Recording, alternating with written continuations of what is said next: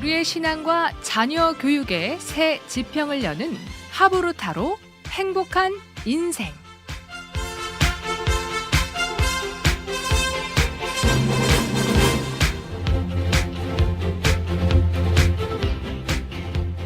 안녕하세요. 하브루타로 행복한 인생 김진현 목사입니다. 제가 지금 한국에 나와 있는데요. 목사님들을 만날 때마다 많은 목사님들이 염려를 합니다. 우리 교회는 교회학교 학생이 별로 없습니다. 그리고 전반적으로 한국 교회의 한 절반 정도가 교회학교가 없다고 하는 그런 얘기들을 하시면서 교회에 위기가 왔다, 그런 말씀을 하세요. 그런데 더 충격적인 것은 대안이 없다라고 하는 것입니다. 어떤 방법을 써도 학생들을 교회로 더 이상 들어오게 할 방법이 없다, 그렇게 고민하는 이야기를 들으면서 제 마음에 한 가지 이제 마지막 대안이 하나 있는데 그것이 뭐겠는가? 그것이 바로 하브루타 성경 교육이 아니겠는가? 그런 생각을 해봤습니다. 그래서 오늘 여기에 하브루타 선교회 회장님을 만나러 제가 와 있습니다. 그래서 하브루타가 교회에 왜 필요한지, 또 하브루타 선교회가 어떤 비전을 가지고 있는지, 그런 것에 대해서 말씀을 한번 나눠보도록 하겠습니다. 우리 회장님 오셨는데요. 이익렬 목사님이십니다. 목사님 어서 오십시오. 네, 안녕하세요, 목사님. 목사님 애청자들을 위해서 네네. 간단하게 자기 소개를 좀 해주시면 좋겠습니다. 안녕하세요. 하브루타 선교회 대표 이익렬 목사입니다. 저는 천안에서 목회를 하고 있고요. 또 하브루타를 교회 어린이부터 시작해서 작년에 이르기까지 한 5년 가까이 이제 시행을 하고 있습니다. 하브루타를 하면 할수록 이게 하나님의 뜻이고 또 한국 교회의 대안이 될 수 있겠다 하는 확신 가운데서 말씀 운동으로 여기고 열심히 섬기고 있습니다. 예, 목사님 아주 귀한 일을 하시는데요. 처음 듣는 분들을 위해서 하브루타란 이것이다 말씀을 간단하게 해주시면 좋겠습니다. 네, 하브루타는 신명기의 강론이라는 그 실천에서 나오는 하나님의 그 말씀을 공부하는 방법입니다. 하브루타라는 뜻은 짝꿍이라는 그런 뜻이고요. 유대인들이 아버지와 자녀와 이렇게 대화하면서 또 실천하면서 반복하면서 계속적으로 말씀을 이야기하는 것의 시작으로 되었던 것입니다. 그래서 하브루타는 기존의 주입식 교육하고 좀 달리요. 일방적으로 전달하는 것이 아니라 서로의 자기 생각을 나누면서 하나님의 정말 그 핵심 메시지가 무엇인가 찾아 들어가는 그 하나님의 공부법입니다. 지금 이 하브루타를 지금 접하신 지가 한 5년 정도 네. 이렇게 되신다 그러셨잖아요. 네. 그러니까 하브루타를 접하기 이전에 나의 어떤 그 교육관이랄까, 자녀 세대를 양육하는 어떤 그 관점하고 네. 하브루타를 만나고 나서의 나의 어떤 변화된 모습, 그런 게 있으면 좀 설명을 부탁드리겠습니다. 많이 다르죠. 일단 하브루타를 접하기 전에는 저도 뭐 주입식 교육에 익숙한 사람이지 않겠습니까? 그래서 내가 중요하다고 생각하는 것을 전달하려고 노력을 많이 했고요. 지금은 중요한 것을 자녀들이 또 교인들이 어떻게 이해하고 있는가, 또 어떻게 소화하고 있는가, 그것에 대한 관심이 더 많이 커졌고요. 또 저는 고구마 줄기라고 표현을 하는데 하나님이 말씀만 주신 것이 아니라 말씀을 주시는 방법까지도 말씀하시지 않습니까? 그래서 왜 하브루타로 하나님께서 말씀하셨는지 하면 할수록 이 하브루타 안에 단순히 성경을 이해하는 정도가 아니라 가족관계라든가 또 신앙이라든가 또 일반적인 어떤 사회적 공부라든가 다방면으로 이렇게 뻗어나가는 것들을 많이 보고 있습니다. 그래서 제 자신도 많이 변했고요, 사실은. 그러니까 하브루타를 하면은 그저 단순히 지식을 전달하는 개념을 넘어서 가정이 그렇죠. 변하고 교육받는 다음 세대의 그 자녀들이 변하고, 네네. 또 나 자신이 변하고, 네. 교회가 변하고, 그렇습니다. 사회가 변하고, 예. 이런 이제 효과가 있다, 지금 그런 말씀을 아주 하셨네요. 그 변화의 폭이 굉장히 넓게 적용이 되어 갑니다. 저희 교회 하브루타 하는 아이들을 보면 일단 중2병, 청소년 그 사춘기가 없습니다. 왜냐하면 계속 대화하고 소통하다 보니까 사춘기가 없더라고요. 그러니까 저는 사춘기는 없다고 생각합니다. 왜냐하면 만약에 사춘기가 있어야 된다면 미국에 사는 애들도 사춘기를 해야 되고 아프리카에 사는 애들도 해야 되고요. 조선시대에 사는 애들도 사춘기를 해야 되고 지금 애들도 해야 되고 또 부유층도 해야 되고 가난한 사람도 해야 되지 않습니까? 근데 다 이게 다릅니다. 물론 생리학적으로 호르몬 분비가 많아지는 시기지만 소통이 된다면 얼마든지 이걸 조정해 나갈 수 있는 부분이거든요. 그래서 사춘기는 실제로는 없는 것이고 소통이 안 되는 사람들이 나타나는 현상이 아닌가. 그게 사춘기 때 많이 나타나고 있고. 우리 자녀들이 예. 티네이저 때 예. 소통이 안 되니까 예. 그런 현상들을 나타낸다. 그렇죠. 이제 그런 말씀이네요. 그렇죠. 상당히 흥미있는 말씀이네요. 네, 아이들 보면서 저는 그 생각을 참 많이 합니다. 요즘에는 유치원생도 소통이 안 되면요 사춘기 같은 행동을 하고 또 노년층도 가족과 소통이 안 되면 그런 사춘기 같은 행동을 하시거든요. 그러니까 결국은 소통의 부재이지 이게 무슨 호르몬 문제는 아니다. 그런 생각을 더 많이 하게 됐습니다. 생리적으로 호르몬 문제로 그런 게 좀 오더라도 하브루타로 극복해 낼 수 있다. 이제 그런 말씀. 저희 아이들이 그것을 증명해주고 있으니까요. 사람 대 사람, 하브루타는 인간관계의 소통을 원활하게 해줘서 네네. 서로 오해되고 서로 쌓여 있는 이런 감정들, 분노, 네. 이해받지 못하는 그렇죠. 그 감정들 있죠. 자녀들이 엄마는 날 이해 못해, 네네. 선생님은 날 이해 못해. 그러니까 이제 나를 이해하는 또래하고는 잘 어울리는데 네, 맞습니다. 부모님한테는 얘기도 안 하고 그렇죠. 또 뭐 얘기하면 우욱해가지고 폭발하고 네네. 이런 이제 사춘기의 전형적인 현상이 나타나는데 하브루타로 서로 소통하면 그 인성이 잘 다듬어진 그런 아이가 된다. 지금 그런 말씀이잖아요. 심리학에서도 사실은 이런 문제는 있습니다. 서로 소통하고 서로 이해하고 하는 문제가 있는데 저는 하브루타가 다른 것은요. 그 기준이 무엇이냐는 것입니다. 근데 말씀이 기준을 잡아놓고 이건 부모의 기준도 아니고 자녀의 기준도 아니다 말입니다. 훨씬 권위 있는 말씀의 기준을 딱 배워가니까 그 기준 아래서 서로 협상이 가능하고 소통이 가능하고 이해가 가능하고 그러니까 훨씬 쉽게 풀려나가는 것이죠. 그 말씀이 굉장히 공감이 되는데요. 만약 부모님의 기준이라 그러면 네네. 이 아이가 내가 왜 부모님의 기준에 맞춰야 되느냐고 이제 그럴 수가 있거든요. 그렇죠. 못 받아들이는 거죠. 예. 그런데 이제 하나님의 말씀을 기준으로 딱 세워놓고 부모님도 나도 부족한 점이 있지만 하나님 말씀대로 살기 위해서 나도 노력한다. 그런 그렇죠. 모습을 보여주고 너도 이렇게 사는 것이다. 예. 이런 것을 서로 하면 서로 이해가 되겠어요. 그죠? 오로지 하나님 말씀만이 부모님과 우리 사이에 이렇게 관계에서 기준이 될 수 있다. 그러면 이 아이들이 부모님한테 반발할 이유가 없어지는 것 같아요. 그렇죠. 반발까지 가지가 않죠. 그냥 그 전에 서로 대화해서 무엇이 옳은 것인지를 서로 찾아가기 때문에 그리고 오히려 부모가 고맙죠. 왜냐하면 하나님의 말씀, 옳은 기준을 찾아가는데 아무래도 부모가 더 많은 도움을 주지 않겠습니까? 또 많은 설명을 해주고 또 많은 역할을 해주기 때문에 아이들은 부모가 자기한테 필요한 존재가 되는 거죠. 오히려. 듣고 보니까 이 하브루타는 단순히 교육의 툴뿐만 아니라 가정에서 부모와 자녀 사이에 반드시 필요한 네네. 그런 이 접착제처럼 네네. 그런 역할을 하고 있다. 지금 그런 말씀으로 들립니다. 우리가 한 가지 눈여겨볼 점은요. 하나님께서 제일 처음에 이스라엘 백성들에게 하브루타를 명령하셨을 때 강론하라고 말씀하셨을 때 그 부모가 어떤 입장이었는 거죠. 평생을 노예로 살아온 사람들입니다. 그리고 노예로 살았다는 것은 또 이집트에 노예로 살았죠. 살았기 때문에 글을 잘 모를 수도 있고요. 여러 가지로 부족한 점이 많죠. 또 노예 의식을 가지고 사는 사람들이 누구를 가르쳐 보거나 스스로 결정해 보거나 뭔가를 추진해 보거나 그런 경험이 없는 사람들 아닙니까?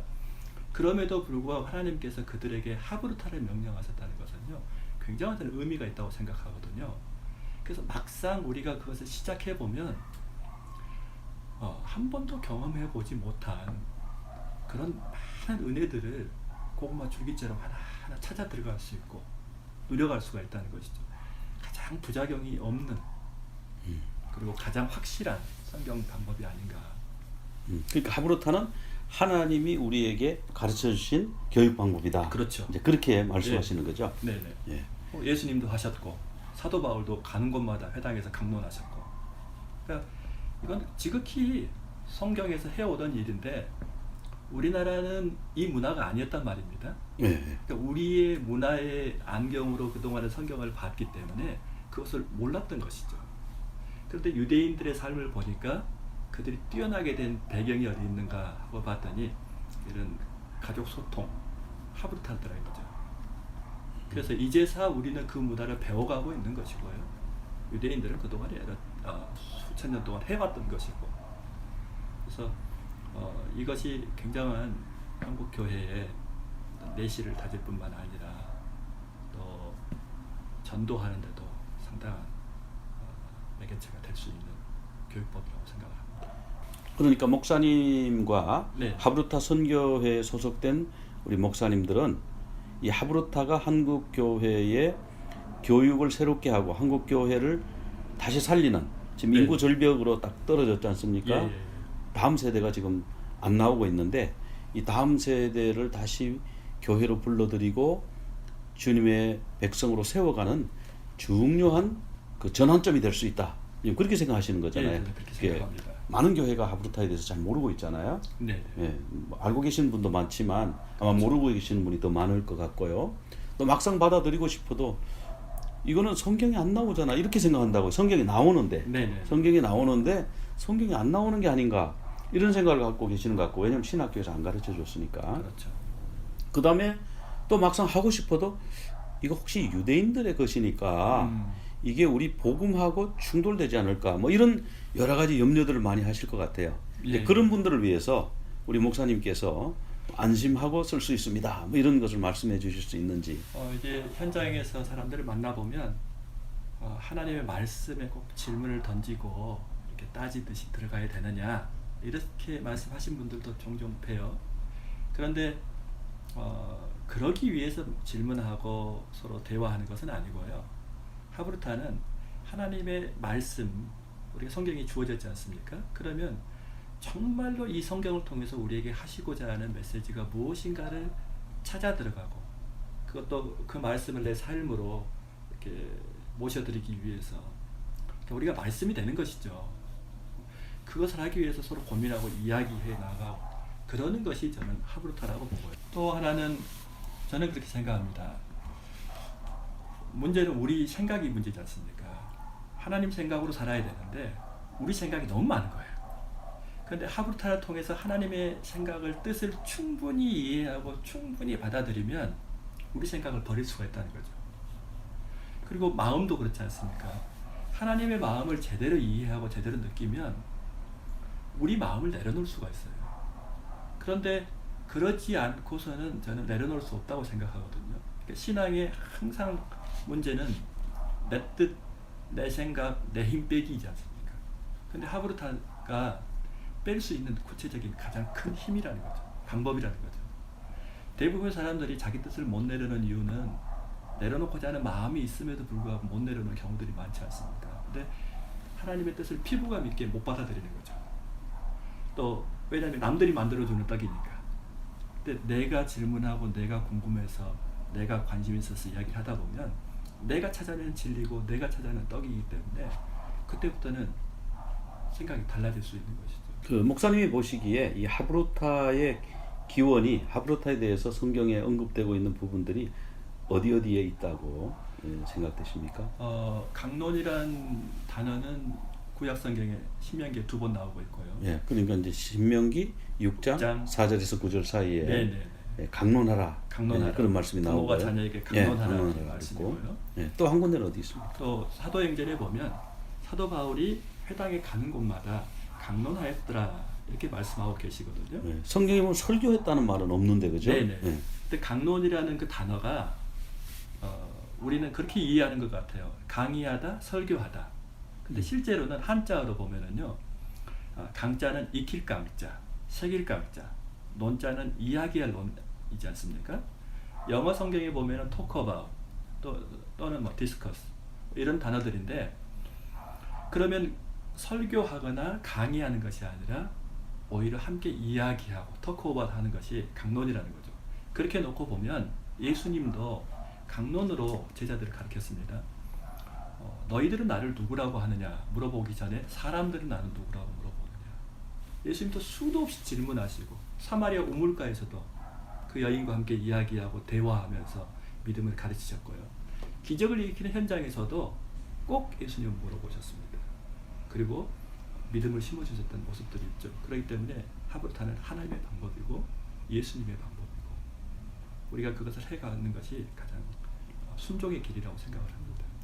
예, 그러니까 하브루타는 유대인들의 학습 방법이다. 우리가 이 생각을 버려야 우리 교회 안에 이것을 받아들일 수 있을 것 같아요. 그렇죠. 예수님도 그렇게 하셨고 사도 바울도 그렇게 했고 신명기에도 구약에 그렇게 나오고 이제 하나님의 말씀을 토크가 서로 대화하고 서로 질문하고 서로 토론하고 논쟁하고 이렇게 하는 이 하브루타 방법은 하나님이 성경에서 가르쳐 주신 교육 방법이다. 네, 그렇게 이제 정의를 내릴 수가 있겠어요. 큐티하고 어떻게 다르냐 이렇게 물어보시는 분들이 많아요. 아마 제일 궁금해하실 거예요. 큐티는 서로 이야기하기도 하고요, 또 혼자 하기도 하지만 어떤 말씀에 감동이 있고 깨달으면 그것을 적용하기 위해서 또 살아가는 것이 큐티이지 않습니까? 근데 하브루타는 좀 다른 점이 있어요. 적용이 좀 틀려요. 말씀을 깨달았다고 해서 그 깨달음을 적용하는 것이 아니라 그렇게 말씀하셨기 때문에 그렇게 행동해보는 겁니다. 그래서 그렇게 행동해봄으로 인해서 그 말씀이 품고 있는 더 깊은 뜻, 더 넓은 뜻을 배워가는 과정이죠. 그렇기 때문에 실천을 하지만 실천을 해보고 나서 또 자녀와 함께 이야기를 해보는 거예요. 또 말씀을 가르치기 위해서 이야기해보고 나서 또 발견된 점이 있으면 그대로 또 실천해보고 이것이 계속 순환되면서 우리의 신앙이 점점 굳어져가고 단단해져가는, 그리고 그것이 우리 삶 가운데 골고루 뻗어나가는 어떤 그런 것들을 경험하는 것이 하브루타입니다. 한국 교회가 이제 다음 세대의 인구 절벽의 위기를 맞고 있는데 이 하브루타가 어떻게 그 부분에 대해서 어떤 새로운 변화를 가져올 수 있는지 거기에 대해서 좀 말씀을 해주시면 좋겠습니다. 제가 하브루타를 처음 시작할 때 그 생각을 했어요. 하나님의 말씀 강론인데 하나님의 말씀이면 큰 교회가 하면 되고 작은 교회가 하면 어려움이 있고 또 재정이 있는 교회가 하면 되고 재정이 없는 교회가 하면 안 되고 또 똑똑한 사람이 하면 되고 그렇지 못한 사람이 하면 안 되고 뭐 이런 조건을 놓고 한다면 하나님의 말씀은 아니지 않나요? 하나님의 말씀은 세상을 이기는 말씀이지 않습니까? 그렇다면 작은 교회가 해도 일꾼이 없는 사람이 해도 특별한 지식이 없는 사람이 해도 말씀을 가지고 그 말씀의 본뜻을 이해하고자 하는 그 마음 하나 가지고 이야기해 나가기 시작하면 그 다음부터는요 말씀이 우리를 이끌으세요. 저는 그걸 경험한 거예요. 처음에 하브루타를 할 때 책들을 보고 또 유대인들의 그런 자료들을 보면서 야 이거 해봐야겠다, 이거 하면 정말 좋겠다, 그리고 이거 꼭 해야겠다 하는 어떤 동기부여가 저에게도 있었어요. 그게 이제 5년 전 말씀이죠. 그런데 막상 하려고 하니까 어디서부터 해야 되지? 무엇을 해야 되지? 이게 안 나오는 것입니다. 그래서 이제 인터넷을 찾고 하브루타 교육협회를 찾고 거기에 또 배우러 가고 막 그런 과정들이 저한테는 조금 있었는데요. 처음 시작은 말씀이라는 어떤 그 확신, 믿음 가지고 제가 순종하고 따랐단 말입니다. 그런데 분명히 아는 게 없었잖아요. 할 게 없었잖아요. 근데 지금 돌아보면은 얼마나 하나님께서 저희들에게 많은 것들을 이끌어 주시고 얼마나 많은 것들을 가르쳐 주시고 정말 풍성하게 저희들을 인도하셨거든요. 그래서 야 강론이란 이 말씀은 살아계시는구나. 내가 따르는 것이 아니라 처음만 내가 따르는 것처럼 보이지 결국 살아계신 하나님이 우리의 삶을 이끌어 가시고 인도하신다고 저는 확신합니다. 제가 그 증인이고요. 그렇기 때문에 누구든지 처음에 할 때는 막막할 수 있습니다. 뭘 해야 될지 모를 수도 있습니다. 그런데 시작하면요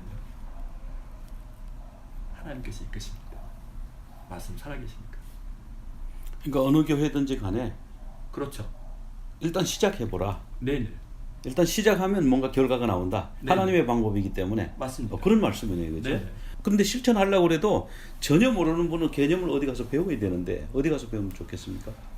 하브루타 선교회에서 하는 교육들도 있고 또 또 교육협회에서 하는 것들도 있고 우리 크리스찬들은 선교회에서 하는 교육을 좀 받으시면 좋겠다. 그러니까 하브루타 교육협회하고 예. 선교회하고 그 하브루타에 대한 관점이 약간 좀 다르지 않나 그런 생각이 들어요. 교육협회는 아무래도 학교 공교육 현장을 들어가다 보니까 학습법에 더 강화되어 있는 부분이 좀 크다고 생각하고요. 저희 선교회는 신앙적 측면, 또 인간관계의 측면, 하나님과 우리의 관계 측면을 보고 접근하기 때문에 학습법이라고 할 수는 없죠. 어떤 신앙에 배워가는 제자 훈련이라고, 신앙 훈련. 훈련이라고 생각하는 것이 맞습니다. 다음 세대 제자 훈련. 그렇죠. 뭐 그렇게 표현할 수 있겠어요. 다음 세대 제자 훈련인 것 같지만 사실은 실행을 해보고 나면요, 이것은 부모 훈련이에요. 교사 부모 신앙 훈련이에요. 훈련. 예. 예, 아주 그 말이 멋있습니다. 왜냐하면 아들하고 매주마다 하브루타를 하는데 아무리 아들이 열심히 해도요, 제가 깨달은 게 많지 아들이 깨달은 게 많겠습니까?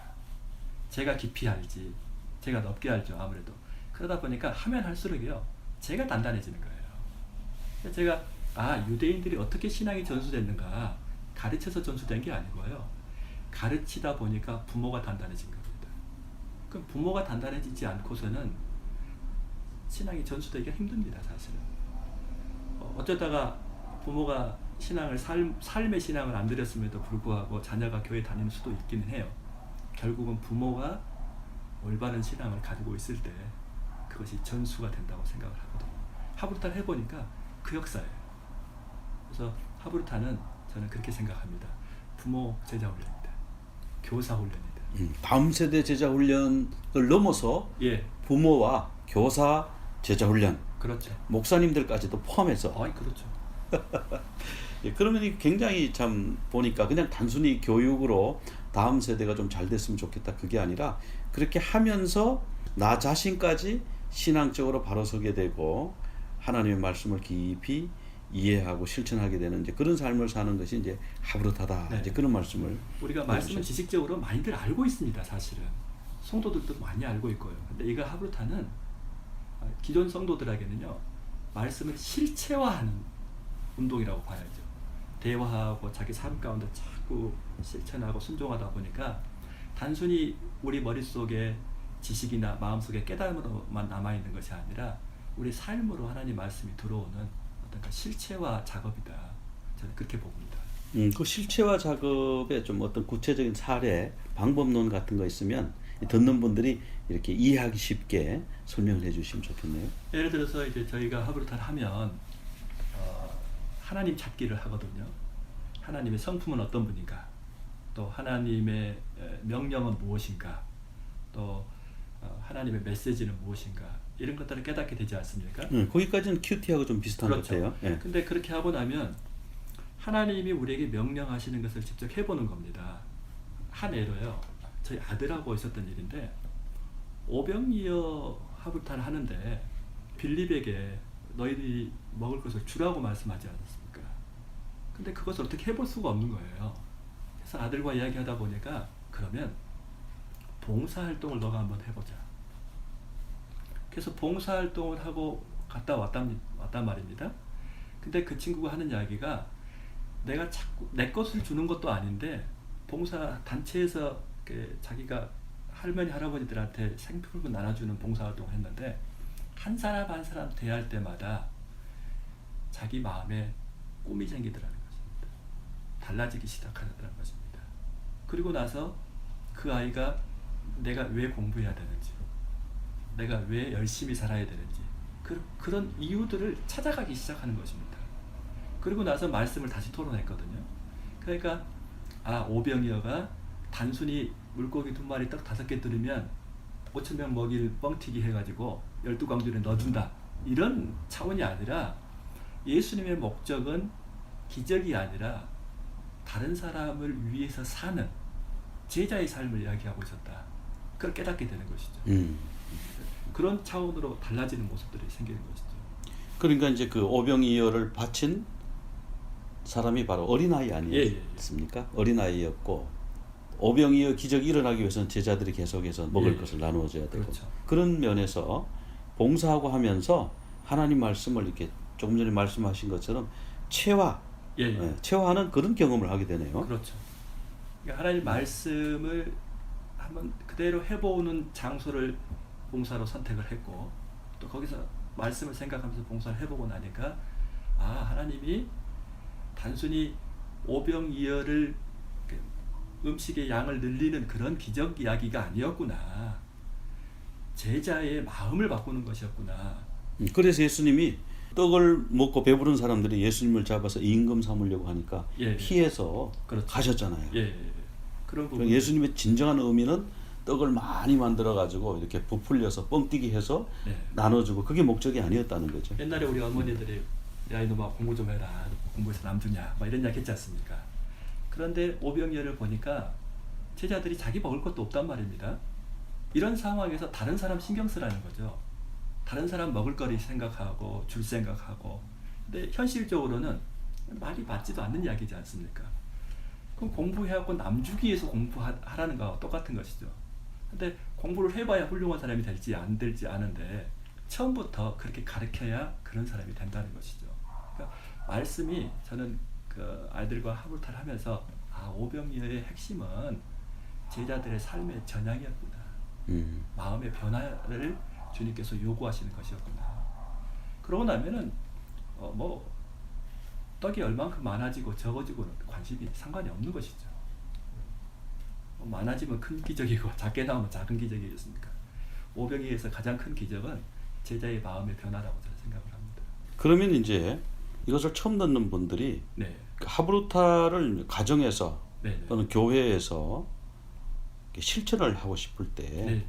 그럼 어떻게 실천을 하면 되겠습니까? 가장 쉬운 방법은 주일 오전에 목사님 설교 듣지 않습니까? 그러면 집에 와서 가족끼리 모였을 때 설교 중에 생각나는 내용 한번 이야기해 보는 거예요. 그러면 사람마다 다 다릅니다. 듣는 내용이요. 그리고 다 듣는 것까지만 듣기만 했을 때는 5% 기억남는다고 하지 않습니까? 그럼 다른 사람은 내가 못 들은 또 다른 부분 들었을 것입니다. 그거에 대해서 또 이야기를 하다 보면요. 다시 설교가 퍼즐 맞추기가 되어질 거죠. 그리고 거기에서 질문도 자연스럽게 떠오르면은 서로의 생각을 좀 나눠볼 수도 있고요. 그러면서 말씀이 전하고자 하는 참 메시지에 접근할 수 있는 길들이 많죠. 지금까지 여러분은 AM 1190 미주복음방송 하브루타로 행복한 인생을 들으셨습니다. 오늘 방송한 내용은 웹사이트 igbc.net이나 모바일 앱 미주복음방송에서 다시 들으실 수 있습니다. 그리고 유튜브와 페이스북에서 하브루타로 행복한 인생을 검색하시면 지금까지 방송한 모든 내용을 들으실 수 있습니다. 이 방송을 듣고 연락하실 분은 714-519-9327, 714-519-9327로 전화하시면 안내하여 드리겠습니다. 다음 주에 또 뵙겠습니다. 안녕히 계세요.